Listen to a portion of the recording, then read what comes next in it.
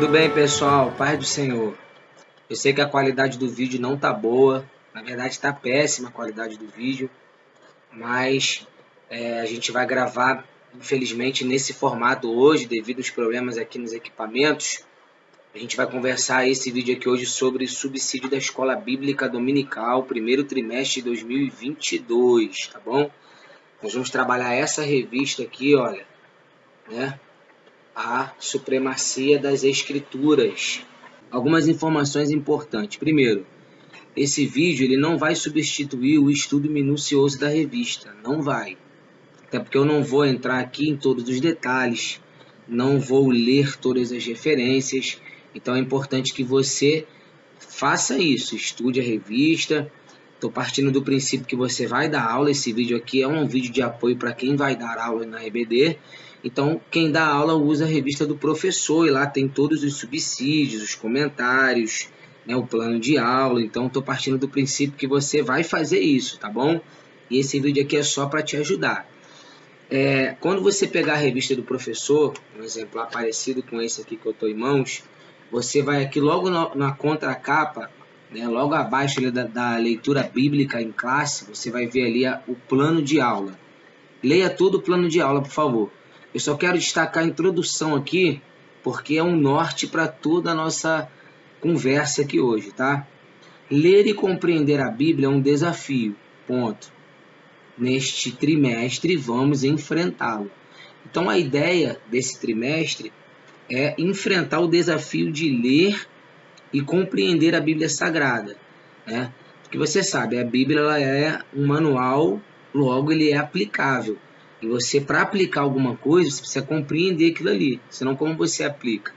Então, muitas vezes, a leitura da Bíblia, ela se torna difícil na sua compreensão. Para isso que existe, por exemplo, um estudo como esse aqui na nossa Escola Bíblica Dominical. A ideia é essa, entendeu? Vamos para a leitura bíblica em classe, porque, como eu disse, eu não vou ler tudo, mas do versículo 4 eu quero destacar aqui uma palavrinha importante aqui que está escrito assim, ó. Tu ordenaste os teus mandamentos para que diligentemente os observássemos. É importante, você que dá aula na EBD, sempre fazer uso do dicionário, porque por mais que a palavra seja uma palavra familiar, que você saiba mais ou menos o que ela quer dizer, o dicionário ele vai te dar os outros possíveis significados dessa palavra, e isso vai te ajudar na hora de aplicar, na hora de ensinar. Muda todo o sentido quando você entende o significado daquela palavra, muda todo o sentido quando você vai ensinar, quando você vai aplicar. Por exemplo, a palavra diligente aqui no versículo 4, ela tem alguns significados. Eu trouxe dois. Investigar é um deles, e o outro significado é zelo ou cuidado. Então veja bem, quando você pega o significado da palavra e aplica no versículo, você começa a entender que o versículo quer dizer o quê? Que Deus nos deu a palavra, versículo 4 de Salmo 119, para que investigássemos a palavra, para que com zelo e cuidado pudéssemos estudar a palavra. Olha só como é que muda todo o sentido do versículo. Então, a Bíblia você não entende ela assim, peguei e entendi. Não, é necessário uma investigação, é necessário um zelo, é necessário um cuidado, é necessário uma série de questões para que você possa entender melhor a Bíblia Sagrada. É isso que o versículo quer nos passar. Deus nos deu a palavra dele para que investigássemos, né, com zelo e cuidado pudéssemos aprender da palavra dele. Entendeu? Então vamos lá. A lição número 1, que é a lição que eu estou ministrando aqui para vocês agora, que tem por tema a autoridade da Bíblia, ela vai destacar no seu versículo áureo, Salmo 119, versículo 1. Bem-aventurados que trilham caminhos retos e andam na lei do Senhor. E a verdade prática da nossa lição, a Bíblia Sagrada é a autoridade final na nossa regra de fé e prática. O Salmo 119, que é o salmo muito utilizado na primeira lição, é o maior capítulo da Bíblia e é o salmo que vai enaltecer a própria Bíblia, né? Em toda a sua estrutura acróstica, depois você vê melhor o que significa isso, ele vai exaltar a própria Bíblia Sagrada. Portanto, né, a palavra aí, o versículo áureo, perdão, o texto áureo está lá em Salmos. Vamos para a introdução, que na introdução tem coisa boa para a gente conversar aqui, tá bom? Vamos lá. A autoridade da Bíblia fundamenta-se em seu autor. Deus, portanto, é o autor da Bíblia Sagrada. A Bíblia é a palavra de Deus escrita.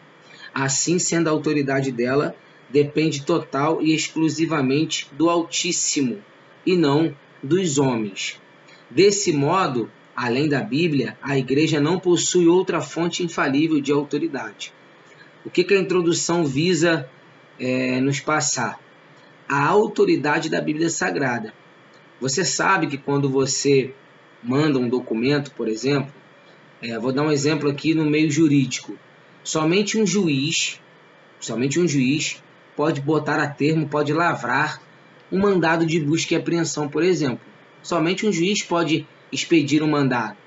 Por mais que o delegado seja autoridade de polícia, por mais que um oficial policial seja uma autoridade, por mais que existam outras autoridades, o presidente da República é uma autoridade, mas para confeccionar um mandado judicial tem que ser um juiz, né?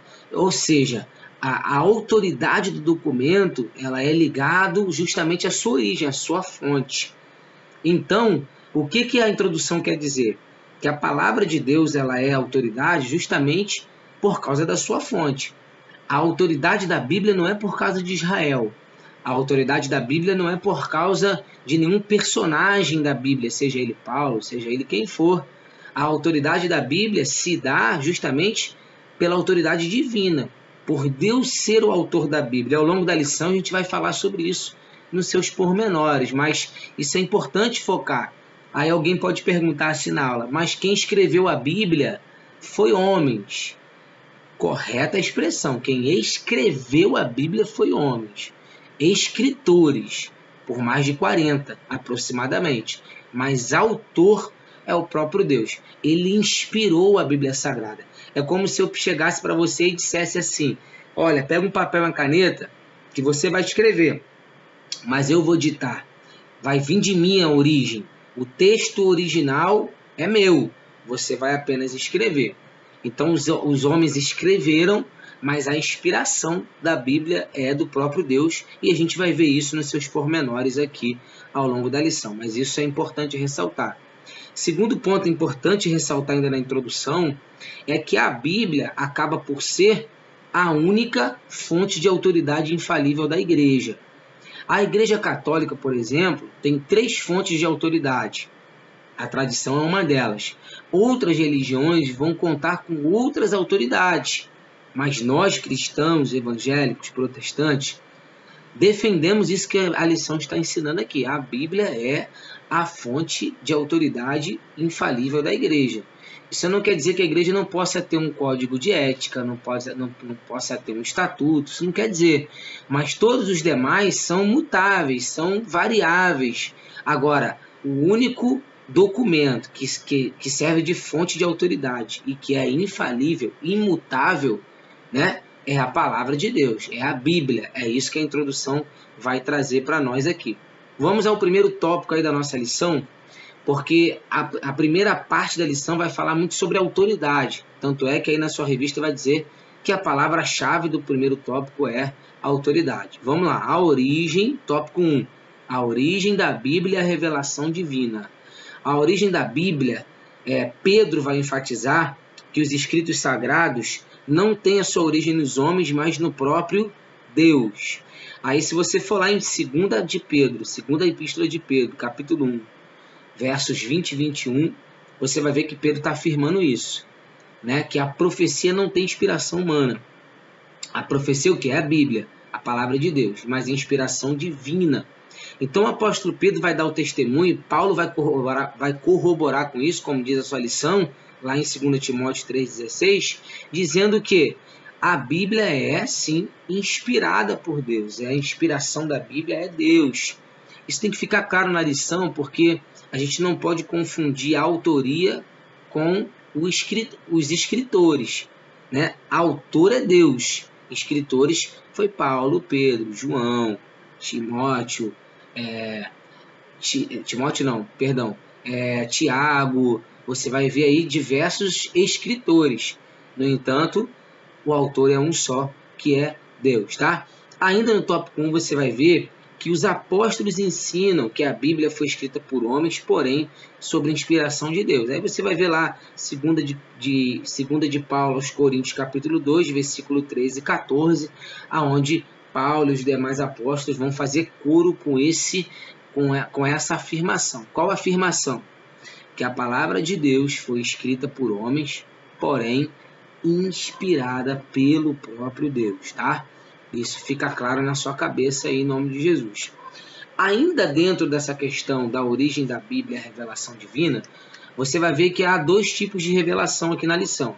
A revelação geral e a revelação especial. Vamos para a revelação geral primeiro, tá? A revelação geral chama-se assim porque Deus se revela ou se faz conhecer por meio da história, universo e a natureza. Ou seja, depois você lê nos pormenores da lição, vou te dar só a direção aqui.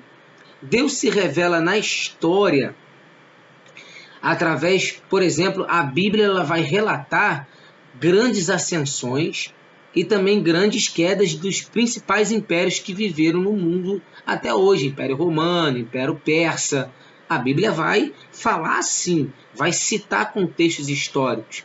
E não somente no que eu acabei de falar, mas, por exemplo, a Bíblia também ela serve de parâmetro para outras ciências no quesito história, na revelação de Deus. Você sabia, por exemplo, que a Bíblia ela contém ciência e a história da humanidade usou a Bíblia como fonte para determinadas ciências, como, por exemplo, o ciclo da água. A Bíblia descreve o ciclo da água muito antes do homem descobrir, cientificamente falando.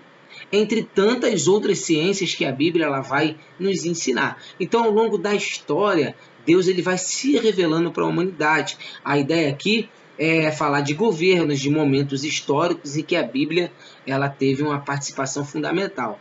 Quem já estudou direito, se você for estudar direito, você vai ver que, por exemplo, a Bíblia inspirou códigos normativos pelo mundo inteiro. A Bíblia ela traz um dos primeiros códigos normativos do mundo. Então, entendeu? Então a Bíblia influencia Deus se revelando através da sua palavra na história, na sociedade de maneira geral, não só no âmbito religioso, mas também de maneira geral. Deus também se revela aqui na parte geral, ainda na revelação geral, Deus também se revela na questão do universo.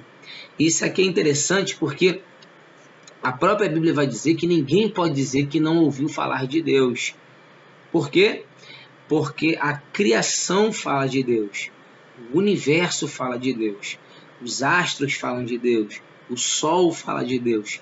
Então, a revelação geral fala de Deus. Tem até um vídeo que circula na internet do Dr. Enéas, né, aquele político. Meu nome é Enéas, não sei se você lembra dele, 56 era o número dele.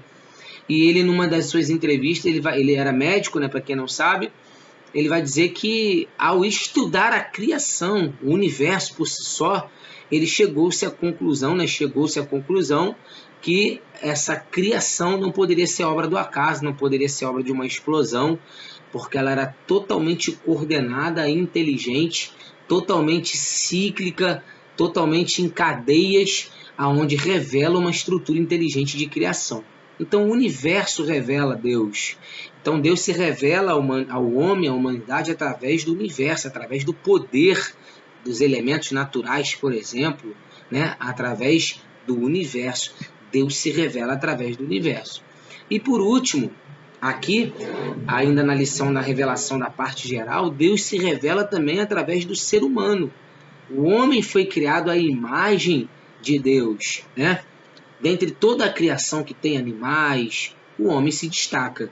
O homem, ele é a coroa da criação, como diz a própria Bíblia, né? Então, Deus se revela também através do homem, através dos seus atributos, através da sua característica inerente ao ser humano, né? A empatia, o amor, a saudade, o desejo, a questão da própria humanidade em si, o homem em si, ele se revela, ou melhor, ele revela um Deus que o criou, um Deus que governa, um Deus que nós somos a sua imagem e a sua semelhança. Então essa questão aqui da revelação geral, Claro que você vai explorar nos pormenores, eu estou te dando só a direção. Vai dizer que, de forma geral, o ser humano tem pelo menos 3 revelações de que existe Deus. 3. Na criação, na história e na sua própria vida, na sua própria existência. Foi? Então agora nós vamos partir para a revelação especial. A revelação especial está aí no seu item número 3 do tópico 1, né? Na verdade, o tópico 3 aí do item 1, vai falar justamente sobre a pessoa de Jesus. E aqui a gente tem que focar por quê? Porque na medida que você conhece, que você sabe que existe um Deus por intermédio da revelação geral, por intermédio de Jesus, sendo a revelação especial, você conhece de fato quem é Deus. Jesus, ele te apresenta a vontade de Deus, como diz a lição, o plano de salvação, o que Deus deseja com a nossa vida, os seus valores, quais são os valores de Deus, o que Deus valoriza, o que Deus realmente se importa. Então, a pessoa de Jesus, ele vai trazer essa revelação especial. Para você entender mais ou menos, vou usar uma analogia aqui, é como se a revelação geral te mostrasse um Deus de longe, enquanto que a revelação especial te mostra um Deus de perto. Na teologia isso tem um nome. É como se na revelação geral você conhecesse um Deus intranscendente, né, que transcende a nossa realidade, mas você sabe que existe um Deus que criou, um Deus que formou.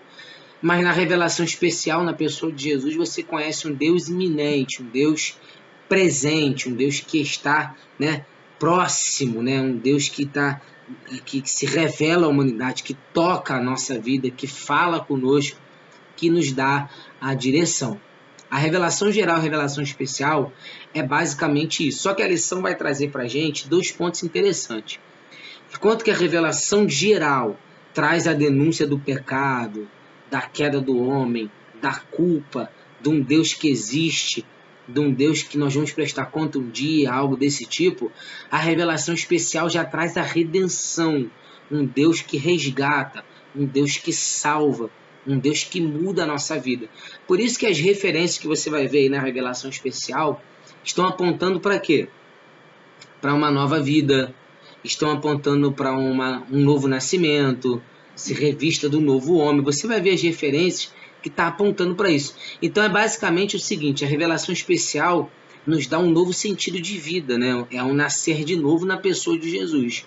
Então agora, a partir do momento que você tem um encontro com Deus por intermédio da revelação especial que é Jesus, aí sim você tem uma nova vida, uma vida que Deus assim desejou para a sua vida.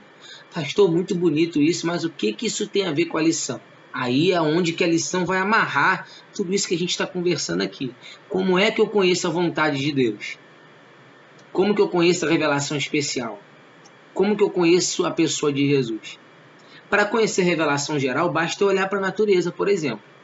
Para conhecer a revelação geral, basta eu olhar para a história da humanidade, por exemplo. Ou para mim mesmo como imagem e semelhança de Deus. Mas para conhecer a revelação especial, aí eu tenho que olhar para onde? Para a Bíblia. Porque como que eu sei de Jesus? Como que eu conheço Jesus? Como que eu sei o que Jesus disse? Como que eu sei o seu ministério, sua morte, sua ressurreição, sua paixão? Como que eu sei seus ensinos? Se não pela Bíblia. Então, enquanto que a revelação geral, você consegue ter um contato, né, com a história, com você mesmo e com a criação, a revelação especial em contrapartida vai te levar para a Bíblia. Então é isso que a lição quer dizer. A Bíblia vai te revelar quem é Deus através da pessoa de Jesus. Viu que interessante? Então praticamente eu resumi aí o tópico 1 para você, para ficar mais fácil aí nos seus estudos, tá? A sinopse do tópico 1 aí na sua revista de professor vai estar escrita assim: a Bíblia tem origem em Deus, este se revela na história, no universo e na humanidade, e de modo especial por meio de Cristo e das Escrituras. Percebeu que eu falei exatamente tudo na sinopse, na explicação anterior. Então o tópico 1 visa o quê? Presta atenção agora, redobra a tua atenção para você dar uma aula substancialmente falando boa. O que o tópico 1 vai visar ensinar? A autoridade da Bíblia, ligando ela à sua fonte, que é Deus, a forma que Deus se revela na revelação geral e na revelação especial através da Bíblia, na pessoa de Jesus. Foi? Então vamos lá. Agora que você entendeu que a Bíblia é a palavra de Deus, nós vamos adentrar ao tópico 2, que vai falar das evidências da autenticidade da Bíblia. Isso aqui é interessante, evidências da autenticidade da Bíblia. Vamos lá. Primeiro, você tem que entender que são duas categorias de evidência. Internas, ou seja, na própria estrutura da Bíblia, tá certo? E evidências externas, que tem a ver com outras ciências que vão se comunicar com a Bíblia também, tá? Vamos às evidências internas da Bíblia Sagrada, né, que confere a autenticidade da sua divindade.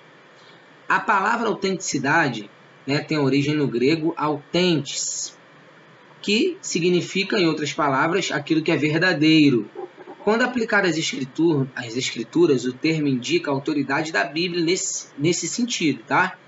A Bíblia autentica a si mesmo. Se você abrir a sua Bíblia em 2 Timóteo 3,16, vai estar escrito assim, olha, toda a escritura, ela é divinamente inspirada. Ou seja, a Bíblia, ela é autenticamente inspirada por Deus.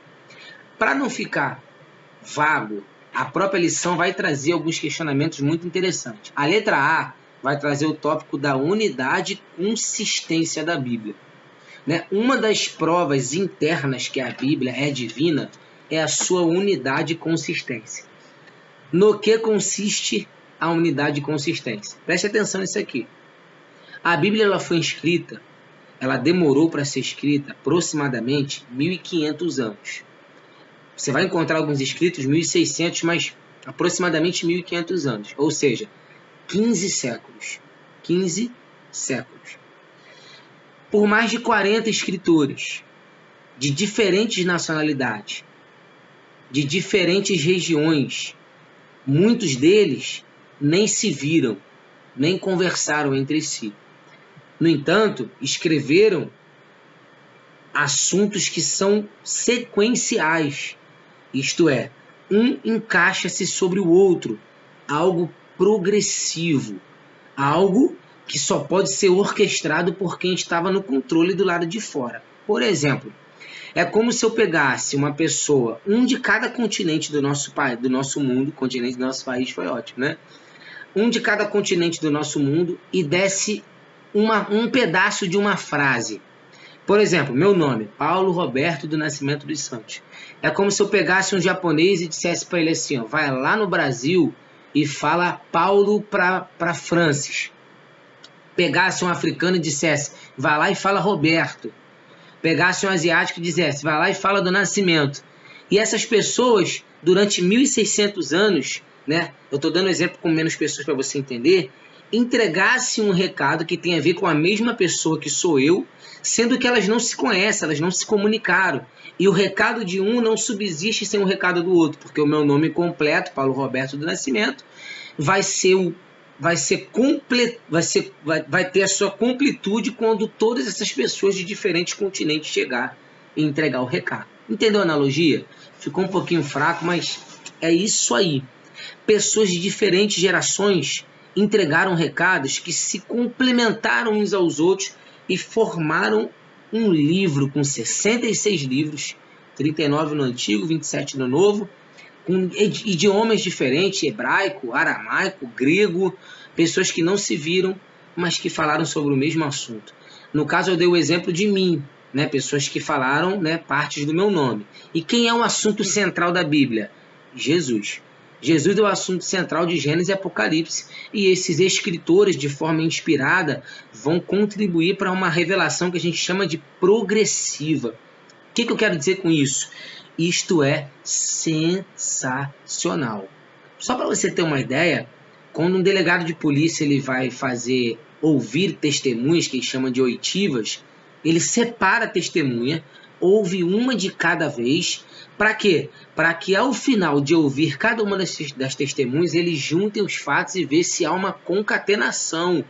Porque se houver concatenação, aquele fato é verdadeiro. Detalhe, as testemunhas podem até mudar a perspectiva num ponto de vista, porque cada um percebe um mundo diferente um do outro. Mas, a grosso modo, elas vão ver o mesmo fato, o mesmo ocorrido.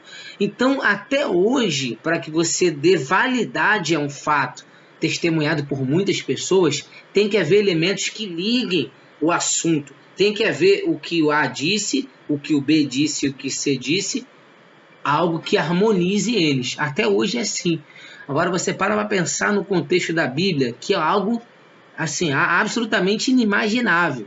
1500 anos, 40 pessoas diferentes, de culturas diferentes, escritores diferentes, profissões diferentes, gerações diferentes, línguas diferentes, escrever sobre o mesmo assunto. Então a autenticidade interna da Bíblia, ela começa nesse ponto, na sua na sua unidade e consistência. Tá vendo? Consequentemente, a letra C da tua lição vai falar sobre a ação do Espírito Santo. Não tem como não crer, diante dos fatos que aqui acabei de falar, que não tem uma ação divina, que não tem uma ação do Espírito Santo para poder fazer com que ele seja o único autor da Bíblia Sagrada. Tá certo? E a letra C aí, profecias e eventos futuros que a Bíblia disse que ia acontecer antes de acontecer, e aí aconteceu, como por exemplo a queda e a ascensão dos impérios, que aqui citei, né, na visão da estátua lá de Daniel. É sensacional. Então as evidências internas da autenticidade da Bíblia são essas três: a sua unidade e consistência, a ação do Espírito Santo, que é óbvio por conta até mesmo do que eu acabei de falar, e das profecias de eventos futuros que já ocorreram, e a Bíblia Sagrada foi enfática e precisa. Essas são as evidências internas. As evidências externas são ainda mais, dão mais robustez ainda a tudo que a gente está falando. Eu vou ler com você as evidências externas, porque isso vai te ajudar bastante, tá? A exatidão no cumprimento das profecias comprova a veracidade das Escrituras, e suas profecias foram anunciadas muitos séculos antes dos eventos acontecerem, com clareza e precisão. Entre tantos eventos, citamos o nascimento virginal de Jesus. Por exemplo, a Bíblia vai citar o nascimento virginal de Jesus, sua morte, sua ressurreição na cruz do Calvário, séculos e séculos antes do seu acontecimento. O profeta Isaías, por exemplo, profetiza centenas de anos antes aonde Jesus nasceria, a cidade que ele nasceria. Então, esses acontecimentos históricos que foram previstos pela Bíblia Sagrada, eles são evidências externas, né, fora do contexto aqui interno da Bíblia, da sua autenticidade, da sua veracidade. Fato é, olha que coisa interessante, mesmo quem não crê em Jesus como Deus, mesmo quem não crê em Jesus como Senhor, há de convir que Jesus é um personagem histórico, que ele nasceu, tanto que estamos em 2021 depois de Cristo. Sendo ele um personagem histórico, você automaticamente vai ter que ligar a história narrada da Bíblia do seu nascimento, crescimento, trabalho, morte e tudo mais. Mesmo que a pessoa negue a crucificação de Jesus em vias expiatórias, né, de remissão de pecado, a crucificação foi um fato que está aí registrado na história da humanidade. E todos esses fatos foram preditos muito antes do seu acontecimento. Isso são evidências externas da palavra de Deus, sendo ela autêntica, inspirada e divina, tá bom? Olha só, o segundo ponto, o terceiro tópico aqui da nossa lição vai tratar a mensagem bíblica como suprema, a supremacia da mensagem bíblica.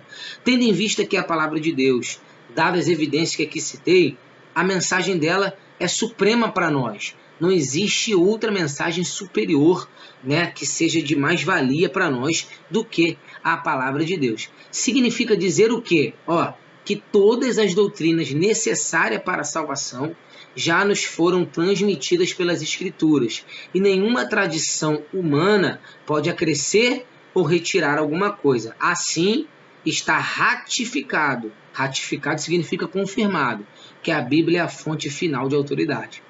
Com base em tudo que aqui já citei, das evidências externas, internas, da parte especial, geral, da autoridade da Bíblia, ela acaba por ser para nós a suprema lei, né? A palavra de Deus vai nos trazer um código moral, ético, espiritual, no qual nós somos inflexíveis, inegociáveis. Inclusive, a própria lição vai trazer, né, aqui na questão, já lá no terceiro tópico, já partindo para a conclusão, que os nossos valores não se relativizam, porque nós cremos que a palavra de Deus ela é a nossa suprema autoridade. Tá entendendo? Aí no tópico 2 do item 3, você vai ver assim, olha, o poder da palavra de Deus. Já lá depois do segundo ponto vai dizer assim: as qualidades de fogo e de martelo indicam que nada pode impedir o cumprimento da palavra de Deus.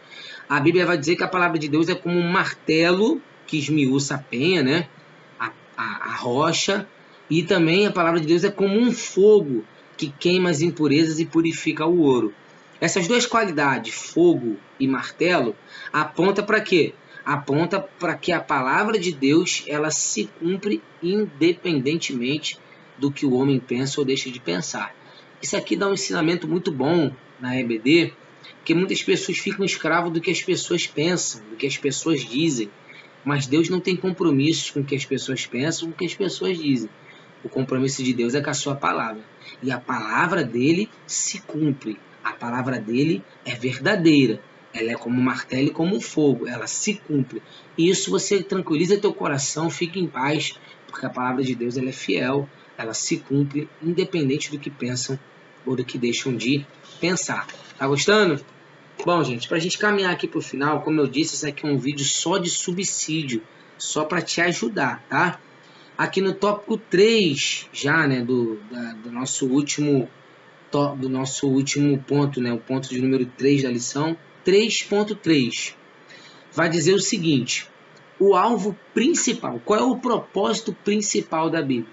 A Bíblia hoje ela é utilizada por fins, né, de coach, de autoajuda, de condenação, justificação, né? A pessoa fica se justificando na Bíblia, às vezes até inventando um versículo que não existe, ou interpretando como quer o versículo. Mas qual é o objetivo da Bíblia? A lição traz assim de forma muito feliz, olha, cujo alvo principal da Bíblia é a persuasão do Espírito Santo, levar-nos à redenção em Cristo Jesus. Qual o principal objetivo da Bíblia, então?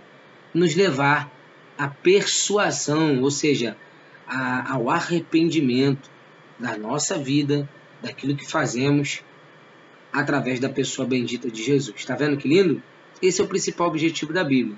Nos levar a uma transformação de vida por ocasião de crer, se arrepender e aceitar o Senhor Jesus, tá? E aí, a lição vai fechar dizendo que a Bíblia contém códigos morais, né, que não se relativiza, como eu disse lá anteriormente. Então, tópico de número... a sinopse do número 3, né? Conclusão do tópico de número 3. A palavra de Deus é poderosa, autoridade infalível em matéria de fé e prática, cujo alvo principal é levar-nos à redenção da pessoa de Jesus Cristo. Na pessoa de Jesus Cristo. Trocando aqui em miúdo e resumindo a nossa lição de hoje. Nós vamos falar sobre, no primeiro momento, sobre a autoridade da Bíblia, né, ligando ela à sua origem, que é Deus. Depois, Deus se revelando de maneira geral e especial à humanidade. Depois, nós vamos falar sobre a autenticidade da Bíblia, né, evidências internas, evidências externas. E, por fim, a gente vai falar sobre o objetivo da Bíblia Sagrada, qual é? Esse é o escopo, o corpo da lição, da primeira lição aí do trimestre, primeira lição do primeiro trimestre do ano de 2022 da CPAD. Gostou, gente? Eu sei que o áudio não está muito bom, a imagem não está muito boa, mas gravei aqui no meu notebook mesmo, só para a gente não ficar sem esse material, sem esse auxílio para a gente começar o ano aí bem na Escola Bíblica Dominical, tá bom? Deus te abençoe e até o próximo subsídio, querendo Deus.